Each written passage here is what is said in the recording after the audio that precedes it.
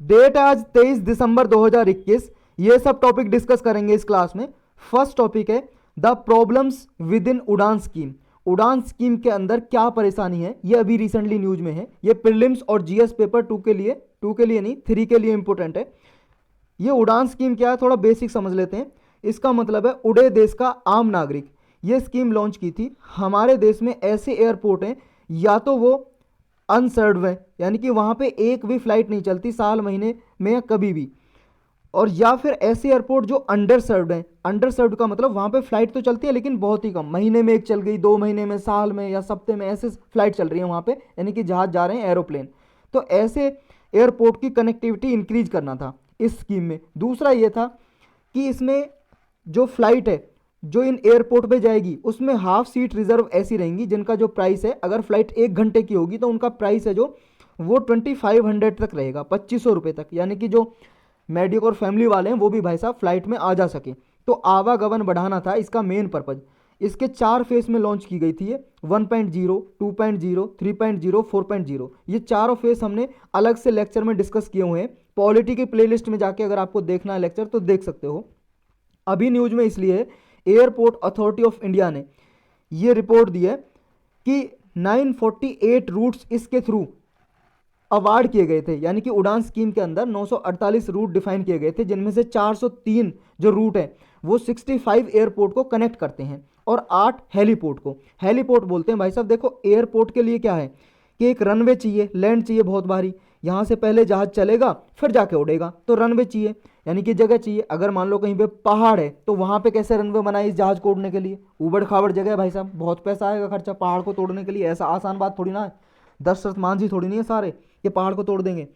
तो ये हेलीकॉप्टर क्या होता है, यहीं पे उतरा और यहीं से उड़ गया, तो जहां पे उतरेगा हेलीकॉप्टर उस प्लेस को बोल देंगे हेलीपोर्ट। जैसे एयरपोर्ट किसको बोलते हैं, जहां पे एरोप्लेन उतरता है, हवाई जहाज उतरता है। तो ऐसे रूट अवेलेबल किए थे, लेकिन इनमें से कुछ बहुत सारे रूट्स हैं जो वो डिसकंटिन्यू कर दिए, बंद कर दिए कि यहाँ पे अब एयरपोर्ट है नहीं तो यहाँ पे फ्लाइट कैसे चलेंगे। एयरपोर्ट क्यों नहीं है, यही तो है मेन रीजन, कि यही तो फेलियर हुआ है कि एयरपोर्ट बना नहीं पाए वहाँ पे। क्यों नहीं बना पाए एयरपोर्ट, क्योंकि लैंड की कमी थी, भूमि की, lack of availability of land. Lack का मतलब कमी, अवेलेबिलिटी ऑफ लैंड यानी कि भूमि की उपलब्धता की कमी थी वहाँ पे। और दूसरा क्या है, कोविड-19 पेंडेमिक आ गया भाई साहब, इसके प्रभाव की वजह से भी नहीं बना पाए, इसलिए ये रूट डिसकंटिन्यू कर दिए। पहले कागजों पे थे जो कि यहाँ पे हम एयरपोर्ट बनाएंगे, रूट चलाएंगे, फिर फ्लाइट चलेंगी, अब वो डिसकंटिन्यू कर दिए। नेक्स्ट रीजन थे पुअर पुअर फाइनेंशियल हेल्थ, ये नेक्स्ट रीजन है, यानी कि फाइनेंशियल कंडीशन कमजोर है, इसकी वजह से एयरपोर्ट नहीं बना पाए। नेक्स्ट टॉपिक है अपना शिरोमणि अकाली दल। ये प्रीलिम्स के लिए इंपॉर्टेंट है। देखो 100 साल पूरे हो चुके हैं शिरोमणि अकाली दल को। एक पार्टी है भाई साहब ये, अब तो एक पार्टी है, पॉलिटिकल पार्टी, इलेक्शन लड़ती है, पंजाब में मेन पार्टी है ये शिरोमणि अकाली दल। ये बनाई गई थी एक वॉलंटियर ग्रुप की तरह। पहले एक ग्रुप था, एक समूह था कुछ लोगों का। 14 दिसंबर 1920 को बनाई गई थी। ये इसलिए बनाई गई थी, जो गुरुद्वारा होते हैं ना सिख कम्युनिटी के, रिलीजियस प्लेस, जैसे हिंदू के टेम्पल होते हैं, मंदिर, आपके मुस्लिम के होते हैं भाई साहब मॉस्क यानी कि मस्जिद, ऐसे ही गुरुद्वारा होते हैं सिख कम्युनिटी के, आपको पता ही होगा। तो इनके जो पुजारी होते हैं ना गुरुद्वारा में, उनको बोलते हैं महंताज, महंत, महंत बोलते हैं, महंत। महंत के कंट्रोल में रहा करते थे गुरुद्वारा। लेकिन हुआ क्या, ये महंत क्या है, जो गुरुद्वारा की जो भी इनकम आती थी, दान दक्षिणा आती थी, डोनेशन आता था, उसे भाई साहब अपनी इनकम समझते थे, यानी कि अपने लिए यूज करते थे, गुरुद्वारा के लिए नहीं। तो ये इनके कंट्रोल में थे गुरुद्वारे महंत के, तो ये करप्ट निकले, यानी कि भ्रष्टाचारी निकले भाई साहब, इन्होंने भ्रष्टाचार किया। इनके ही विरोध में ये ग्रुप बना, ये वॉलंटरी ग्रुप बना 1920 में, सैड ग्रुप यानी कि शिरोमणि अकाली दल, कि इन्हें गुरुद्वारा को महंत से हमें अलग करना है, महंत को हटाना है यहाँ से गुरुद्वारे से, क्योंकि ये करप्ट हैं, अपने लिए यूज करते हैं पैसे को, जो भी आती है दान दक्षिणा। ये पीसफुल स्ट्रगल चला पहले तो शांति से, लेकिन फिर ये वॉयलेंट हो गया, तो इसमें 4000 प्रोटेस्टर की डेथ भी हो गई, जो विद्रोही थे, विद्रोह कर रहे थे। महंत और ब्रिटिश एडमिनिस्ट्रेशन ने मिलकर मारा भाई साहब, लेकिन बाद में ब्रिटिश गवर्नमेंट को समझ में आ गया, लेकिन ये प्रोटेस्ट ऐसे नहीं थमेगी, तो ब्रिटिश गवर्नमेंट ने एक एक्ट पास कर दिया 1925 में, सिख गुरुद्वारा एक्ट 1925। इसके थ्रू ये कमेटी बना दी एसजीपीसी, सिख, ये सिख गुरुद्वारा प्रबंधक कमेटी इसकी फुल फॉर्म है। एक बार गूगल पे आप सर्च कर लेना एसजीपीसी क्या है, इसकी फुल फॉर्म यही है, सिख गुरुद्वारा प्रबंधक कमेटी। ये क्यों बनाई कि अब ये कमेटी गवर्न करेगी किसको, भाई साहब गुरुद्वारे को, जो पहले मेहनत कर रहे थे, अब किसके कंट्रोल में रहेंगे, एसजीपीसी के, यानी कि पूरे इंडिया में जितने भी गुरुद्वारे हैं भाई साहब कौन कंट्रोल करता है, ये कमेटी। और कब बनाई गई थी, अंग्रेजों के टाइम से इस एक्ट से, और अभी भी ये एक्ट है, सिख गुरुद्वारा एक्ट 1925 अभी तक चल रहा है। तो ये इसके द्वारा बनाई गई थी, ब्रिटिश गवर्नमेंट के द्वारा। लेकिन बाद में सैड है जो, क्योंकि सैड किसके अगेंस्ट थी, ब्रिटिश गवर्नमेंट के अगेंस्ट काम करने लगी, तो फिर इसने अलायंस कर लिया कांग्रेस पार्टी के साथ। लेकिन अब ये आपको पता है पॉलिटिकल पार्टी है पंजाब में, अलग से इलेक्शन भी लड़ती है। तो यही था इसके बारे में। नेक्स्ट टॉपिक है article 31D of Indian constitution. देखो ये हमारे संविधान में आर्टिकल 31D, ये प्रीलिम्स के लिए इंपॉर्टेंट है, अभी रिसेंटली न्यूज में इसलिए गवर्नमेंट ने ये क्लैरिफाई किया है कि हमारे संविधान में या किसी स्टैच्यूट में, स्टैच्यूट का मतलब लॉ या कानून, लेजिस्लेशन कुछ भी बोल सकते हो, इसमें एंटी नेशनल जो वर्ड है वो कहीं पे भी डिफाइन नहीं किया हुआ क्लियरिटी से, यानी कि परिभाषित नहीं किया हुआ कि एंटी नेशनल जो एक्टिविटी है, यानी कि राष्ट्र के विरुद्ध कोई एक्टिविटी होंगी, गतिविधियां, वो किन को माना जाएगा, कौन सी एक्टिविटी को माना जाएगा। ये जो वर्ड है ना, वर्ड, ये आपका वर्ड है जो शब्द एंटी नेशनल, ये 1976 में इमरजेंसी जब लगी थी 1975 में, उसके दौरान जब 42nd अमेंडमेंट एक्ट आया था 1976 में, तो ये जोड़ा गया था हमारे संविधान में आर्टिकल 31D। उससे पहले नहीं था, ये एंटी नेशनल वर्ड ही नहीं था, पूरे संविधान में कहीं पे भी नहीं था, लेकिन ये 1976 में जोड़ा गया, लेकिन बाद में हटा दिया।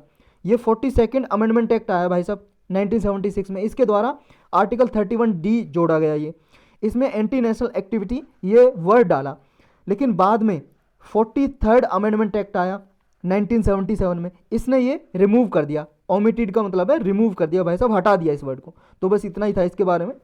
नेक्स्ट टॉपिक है चिलाई कलान, ये भी प्रीलिम्स के लिए इंपॉर्टेंट है। चिलाई कलान देखो ठंड को बोलते हैं, कड़ाके की ठंड पड़ती है ना जम्मू कश्मीर में, उस ठंड का नाम है चिलाई कालान। तो ये विंटर सोलिस्टिस जो 21 दिसंबर को इस साल पड़ा, देखो जो विंटर सोलिस्टिस का क्या मतलब है, अलग से पेज ले लेते हैं भाई साहब इससे समझने के लिए। ये अपनी अर्थ है, आपने देखो पढ़ा ही होगा वैसे ज्योग्राफी में, कई बार मैंने भी पढ़ाया है, स्पेशल लेक्चर भी बना हुआ है इसके लिए। ये 0 डिग्री इक्वेटर है, मान लो भाई साहब ये 0 डिग्री इक्वेटर है, भूमध्य रेखा, और ये आपका 23.5 दोनों साइड, ये ट्रॉपिक ऑफ कैंसर है, यानी कि कर्क रेखा, और इस रेखा को बोलेंगे ट्रॉपिक ऑफ कैप्रिकॉन, मकर रेखा हिंदी में बोलते हैं। 23.5 नॉर्थ एंड साउथ साइड। अब देखो भाई साहब जो सूरज है ना, अर्थ कहाँ से कहाँ तक जाता है, ये इस दायरे में ही रहता है। जैसे मान लो यहाँ 21 मार्च को रहेगा, 21 मार्च को रहेगा इक्वेटर पे, फिर यहाँ पे चला जाएगा 21 जून को ट्रॉपिक ऑफ कैंसर पे, फिर यहाँ पे आ जाएगा 23 सितंबर को, 23 सितंबर को। ये देखो फिक्स नहीं है, 1-2 दिन आगे पीछे भी हो सकते हैं, लेकिन जनरली हम यही डेट मानते हैं 23 सितंबर को। फिर इक्वेटर पे आ जाएगा, फिर इधर ट्रॉपिक ऑफ कैप्रिकॉन पे आ जाएगा 21 या 22 दिसंबर को, कोई सा भी हो सकता है, कोई सी डेट, जैसे इस साल 21 दिसंबर को पहुंचा यहाँ पे।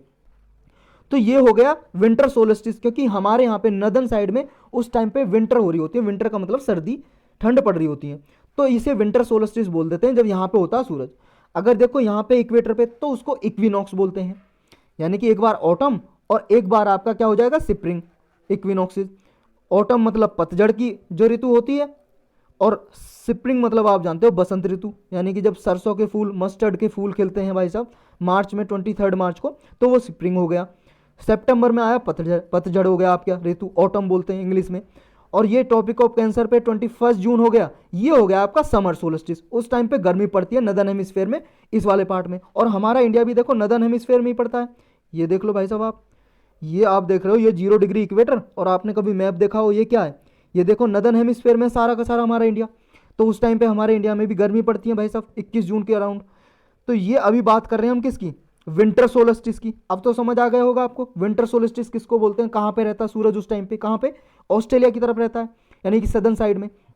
तो इस टाइम में कश्मीर में बहुत कड़ाके की ठंड पड़ती है, और 40 दिन का ये पीरियड जो रहता है टाइम, ये कड़ाके की ठंड का, हार्शेस्ट विंटर, यानी कि कड़ाके वाली ठंड, बहुत ज़्यादा ठंड, उसको ही चिलाई कालान बोलते हैं। ये पर्शियन टर्म है, पर्शियन भाषा में बोलते हैं चिलाई कालान, कड़ाके की ठंड को, यानी कि मेजर कोल्ड को बोलते हैं, इंग्लिश में मेजर कोल्ड, हिंदी में बोल लो कड़ाके वाली ठंड, बहुत ज़्यादा ठंड। अभी कश्मीर में ये टाइम चल रहा है भाई साहब, और यहाँ पे जो इस टाइम में जो डल झील है ना, डल लेक कश्मीर में, उस टाइम पे यहाँ पे भी बहुत ज़्यादा टेम्परेचर लो हो जाता है और इसकी जो पानी है वहाँ पे बर्फ़ जम जाती है, फ्रीजिंग पॉइंट तक चला जाता है। इसके बाद जब ये चिलाई कालान का पीरियड 40 दिन का होता है ख़त्म, उसके बाद 20 दिन तक चिलाई खुर्द होता है, यानी कि इसमें थोड़ी ठंड कम हो जाती है। फिर चिलाई बचा आता है, चिलाई बच या चिलाई बचा, कुछ और भी प्रोनाउंसिएशन हो सकता है इसका, प्रोनाउंसिएशन कश्मीर में। ये 10 दिन का होता है। तो ये वर्ड आपको याद रखना है किसके लिए यूज होते हैं, चिलाई कालान, चिलाई खुर्द, चिलाई बाचा, ये बच्चा, तो ये ठंड के लिए यूज होते हैं कश्मीर में।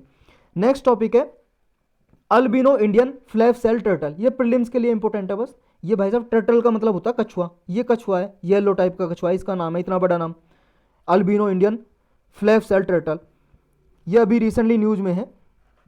ये कहाँ पे पाया जाता है, ये आपको देखो याद रखना है, सिरनापल्ली फॉरेस्ट, ये तेलंगाना में। ये फॉरेस्ट भी कहाँ पे, ये भी आपको लिख के रखना है, क्योंकि मैच द फॉलोइंग में पूछ लेता है यूपीएससी भाई साहब प्रीलिम्स में। सिरनापल्ली फॉरेस्ट तेलंगाना में है, वहाँ पे ये मिला है इंडियन फ्लैप सेल टर्टल। ये देखो सिर्फ इंडिया में ही नहीं पाया जाता है, और भी कंट्री में पाया जाता है, पाकिस्तान, श्रीलंका, इंडिया, नेपाल, बांग्लादेश, म्यांमार, इतनी सारी कंट्री में मिलता है। और जो इसका येलो कलर है ना, पीला वाला कलर, किसकी वजह से, क्योंकि देखो और बहुत सारे जो रेप्टाइल होते हैं ना, रेप्टाइल मतलब पेट के बल चलने वाले प्राणी, जैसे सांप हो गया भाई साहब, तो ऐसे प्राणी, तो ये रेप्टाइल में आते हैं। तो रेप्टाइल में ये भी आता है भाई साहब, क्योंकि ये भी पेट को ज़मीन पर रख के चलता है, भले इसके पैर होते हों कछुए के, लेकिन पेट के बल चलता है ये भी, तो ये रेप्टाइल में ही आता है। तो इसमें जो ये टर्टल है, ये वाला इंडियन फ्लैपसिप टर्टल है जो फ्लैप सेल, इसमें ट्रायोसाइन जो एक पिगमेंट होता है, हार्मोन, ये समझ लो हार्मोन होता है, ये इसमें कमी होती है, इसकी वजह से इसका कलर येलो कलर का होता है। और जिनमें ये होता है लगभग उनमें ग्रे टाइप का कलर होता है उनका। तो इसी की वजह से इसमें जेनेटिक चेंजेस हुए हैं, कुछ जेनेटिक म्यूटेशन, उसकी वजह से ये ट्रायोसाइन की कमी हो गई पिगमेंट की, उसकी वजह से इसका कलर है येलो।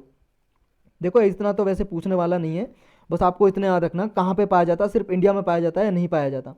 और ये इंडियन फ्लैप सेल जो टर्टल है, ये 9 से लेकर 14 इंच तक होता है, बहुत ही छोटा सा होता है ये, लगभग एक फुट के लगभग होता है, छोटा भी नहीं है इतना छोटा भी, मतलब छोटा ही है, 9 से 14 इंच, बहुत छोटा हो जाता है, आधा फुट के लगभग, आधे फुट से भी कम होता है, 22 सेंटीमीटर से लेकर 35 सेंटीमीटर तक लंबा होता है। और ये खाता क्या है, फ्रॉग, मेंढक खाता है ये, स्नेल्स एक समुद्र में पाया जाने वाला प्राणी होता है, घोंगा बोलते हैं हिंदी में, घोंगा स्नेल्स को।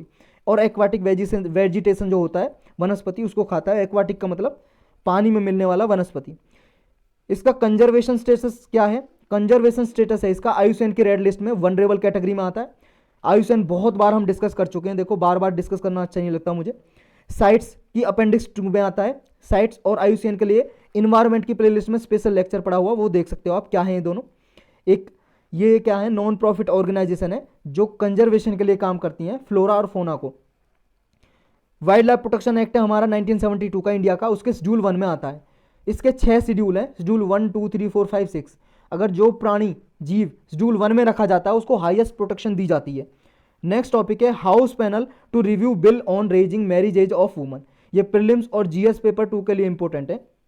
देखो अभी एक बिल आया था, पेश किया था, ये प्रपोजल रखा था कि वुमन की जो 18 साल एज है शादी की उसको 21 किया जाए। इसको ही हाउस ने यानी कि लोकसभा में इसको भेजा है एक कमेटी के पास, जो पार्लियामेंट्री कमेटी होती है, स्टैंडिंग कमेटी बोल सकते हो आप। तो इसलिए ये अभी न्यूज में है। ये जो एज ऑफ मैरिज है ये देखो यूनिफॉर्मली हर एक रिलीजन पे या कास्ट है या कोई क्रीड है सब पे लागू होगा ये लॉ। वुमन के अगेंस्ट डिस्क्रिमिनेशन को रोकने के लिए, भेदभाव को रोकने के लिए ये बिल लाया जा रहा है और उसकी एज बढ़ाई जा रही है 18 से लेकर 21 तक। कौन कौन से एक्ट हैं जिनको अमेंड करेगा ये बिल, एक है Indian Christian marriage act 1972, Parsi marriage divorce act 1936, मुस्लिम पर्सनल लॉ शरीयत application act 1937, special marriage act 1954, Hindu marriage act 1955, foreign marriage act 1956। इतने सारे एक्ट को ये अमेंड करेगा। पार्लियामेंट्री कमेटी क्या होती है जिनको ये भेजा गया, मेन हमारा ये इसमें पर्पज है पढ़ने का। पार्लियामेंट्री कमेटी होती है, ये कमेटी देखो हाउस द्वारा या तो अपॉइंट की जाती हैं या इलेक्ट की जाती हैं, यानी कि स्पीकर नॉमिनेट भी कर सकता है इन्हें। जो लोकसभा है लोकसभा में, या राज्यसभा में तो राज्यसभा में, उसके मेंबर इनको इलेक्ट या नॉमिनेट करते हैं। उनके जो चेयरमैन होते हैं, राज्यसभा में चेयरमैन और लोकसभा में स्पीकर, उसके अध्यक्ष को बोलते हैं, आपको पता ही होगा। तो ये स्पीकर की डायरेक्शन के अंदर ही काम करती हैं और रिपोर्ट या तो ये हाउस को देंगी, अगर लोकसभा की है तो लोकसभा में रिपोर्ट रखेंगी कमेटी, और अगर राज्यसभा की तो राज्यसभा में रखेंगी, या फिर स्पीकर को देंगी लोकसभा में तो लोकसभा के स्पीकर को देंगी ये रिपोर्ट, या लोकसभा के सेक्रेटेरिएट को, ये भी एक ऑफिसर है मान लो लोकसभा में होते हैं, लोकसभा के सेक्रेटेरिएट को या स्पीकर को, अध्यक्ष को, या हाउस में रखेंगी ये रिपोर्ट कमेटी। कुछ मेंबर को मिला के एक कमेटी बना देते हैं भाई साहब, लोकसभा में से मेंबर को बना देते हैं, या फिर दोनों हाउस की भी कमेटी हो सकती है, मतलब राज्यसभा और लोकसभा से दोनों से मेंबर लेंगे और एक कमेटी बना देंगे, और कोई बिल है उसकी छानबीन करेंगे कि क्या सही है क्या गलत है, क्या हटाया जाए क्या और ज़्यादा जोड़ा जाए, ये सब कुछ देखती है कमेटी। जो पार्लियामेंट्री कमेटी होती है दो तरह की होती हैं, एक तो स्टैंडिंग कमेटी और एक अडहॉक कमेटी।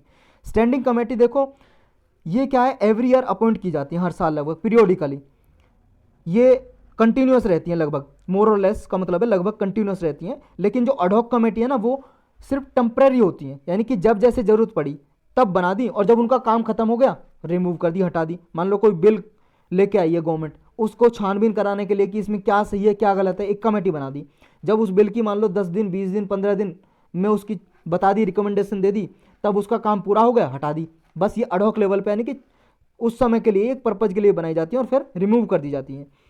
कॉन्स्टिट्यूशनल प्रोविजन क्या है इन पार्लियामेंट्री कमेटीज़ के लिए, हमारे संविधान में देखो आर्टिकल 105 में दिया हुआ है, ये प्रिविलेज ऑफ पार्लियामेंट मेंबर है, उसके थ्रू ये कमेटी भी दी हुई है। और आर्टिकल 118 है, ये पार्लियामेंट की अथॉरिटी है कि इनके प्रोसीजर के लिए, कंडक्ट के लिए, बिजनेस कैसे कराना, कैसे इनके रूल होने चाहिए, इनके लिए रूल्स रेगुलेशन बना सकते हो पार्लियामेंट अंडर आर्टिकल 118 में। इनकी कंपोजिशन क्या होती है, जो डिपार्टमेंटली रिलेटेड स्टैंडिंग कमेटी होती हैं, मतलब कौन कौन मेंबर होते हैं, कहाँ कहाँ से मेंबर लाए जाते हैं। देखो 13th लोकसभा थी जो, तब तक डिपार्टमेंटली रिलेटेड स्टैंडिंग कमेटीज़ में 45 मेंबर हुआ करते थे, 30 मेंबर लोकसभा से और 15 मेंबर होते थे राज्यसभा से, टोटल 45 मेंबर। लेकिन जब 14th मतलब लोकसभा स्टार्ट हुई 2004 में, उसके बाद से 31 मेंबर होते हैं इसमें, 21 रहेंगे लोकसभा से और 10 मेंबर लेते हैं राज्यसभा से। ये नॉमिनेट कौन करता है इन मेंबर को, इन मेंबर को नॉमिनेट करेंगे लोकसभा के स्पीकर, यानी कि लोकसभा में से 31 मेंबर स्पीकर बोलेंगे कि इनको रखा जाए, नामांकित कर देंगे, और राज्यसभा में राज्यसभा के चेयरमैन कर देंगे। इनका पीरियड होता है 1 ईयर का, 1 साल के लिए मेंबर होते हैं कमेटी, फिर हर साल ये बनाई जाती है। ये सिग्निफिकेंस क्या है इसका पार्लियामेंट्री कमेटी का, देखो इंटर मिनिस्ट्रियल कोऑर्डिनेशन होता है, यानी कि एक मिनिस्ट्री का दूसरे मिनिस्ट्री के बीच में सहयोग। दूसरा डिटेल स्क्रूटनी, मान लो कोई पार्लियामेंट लॉ लेके आई है, तो वो भाई साहब इतना टाइम तो है नहीं, पार्लियामेंट का सेशन आपको पता है 2 महीने चलता है, 3 महीने 4 महीने ज़्यादा से ज़्यादा मानसून सेशन, तो इनके पास इतना टाइम तो है नहीं हर एक बिल को डिटेल से डिस्कस किया जाए। तो एक कमेटी बैठाते हैं, वो भाई साहब छानबीन करती रहती है। तो डिटेल स्क्रूटनी का मतलब है कि स्क्रूटनी का मतलब छानबीन ही होता है, एक तरह से जांच करना कि इसमें क्या सही है क्या गलत है और क्या जोड़ा जाए क्या हटाया जाए। इस बिल में जब कानून बनेगा तो इसमें क्या सही होगा, क्या प्रभाव पड़ेंगे, क्या इफेक्ट होंगे इसके सोसाइटी पे, ये सब कुछ डिटेल में स्क्रूटनी करती है ये। इसी तरह से इन कमेटीज़ को मिनी पार्लियामेंट बोला जाता है, क्योंकि पार्लियामेंट का ही तो काम करती हैं, डिस्कशन करती हैं उन पर क्या संशोधन करना है, इनमें क्या रिकमेंडेशन देनी है, वो तैयार करती हैं कमेटीज़। तो यही था आज के लेक्चर में।